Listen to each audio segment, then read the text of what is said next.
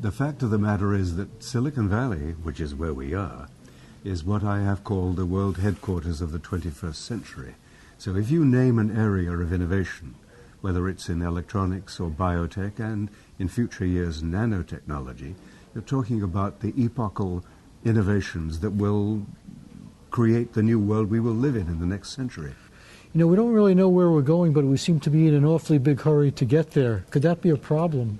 Yes, it could be.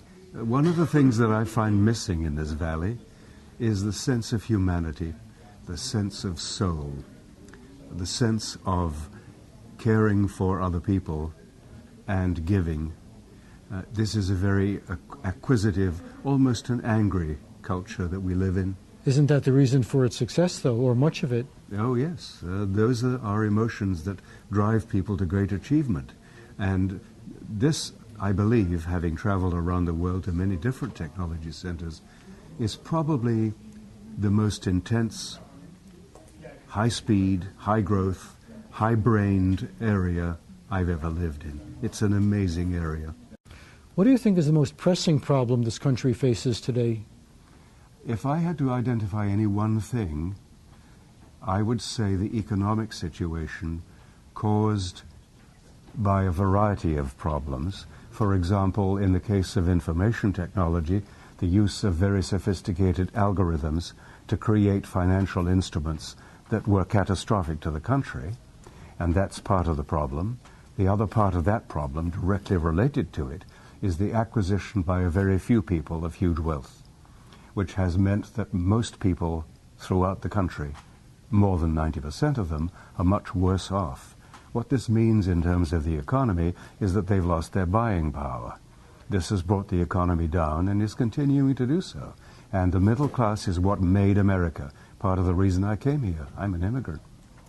Does society need some kind of ethical or moral code to be able to perpetuate itself stably over a long period? I think that that moral code comes from within the individual. And when it decays societally, you get increasing lawlessness, all sorts of problems. For example, if you were or I were a 25-year-old Spanish youth now without a job and without the hope of a job, our ethic, our morality, our attitude towards governance, towards our human behavior, to what we would or wouldn't do, would be quite different from your or my judgment sitting here in Silicon Valley. But what you really want is wisdom.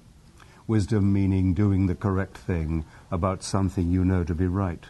And the reduction from data at one end to wisdom at the other is about 10 to the 18th power, some number like that. And how do we know what wisdom is? Is wisdom an absolute thing, or does it vary depending on your circumstances? Of course it does. It's rather like flexible sin, something that you can criticize in others that you forgive in yourself. And wisdom is entirely subjective. Your wisdom and my wisdom may be entirely different in different areas of knowledge and experience, in different moral dimension, in different intellectual dimension. Wisdom is a very elusive, analog thing. It doesn't yield well to digital technology. Do you feel that the individual has an obligation to the broader society? And if so, why does he have such an obligation? I think that we all have an obligation to each other. The one thing that I seem to have developed in my old age is the belief, the very firm belief, that we are all here for each other and that we must give to each other. That's a personal belief. Lots of people don't feel that way. Lots of people feel that they'll get whatever they can and keep it and not share it and not give it. And I don't agree with that philosophy, but it's there and you know it. Are you optimistic that this country is on the right track and will eventually solve its problems? Oh, again, very difficult to predict. The future is very hard to predict. But I came to America because I believe in the country. I'm a naturalized citizen now, and I think that America is the last hope of the world, that if it cannot happen here, it cannot happen anywhere. And therefore I hope that what you've described is in fact going to happen, that the country will recover its moral compass, its equilibrium, its political stability, its sense of purpose, its sense of giving. And America is already one of the most generous nations in the history of the world.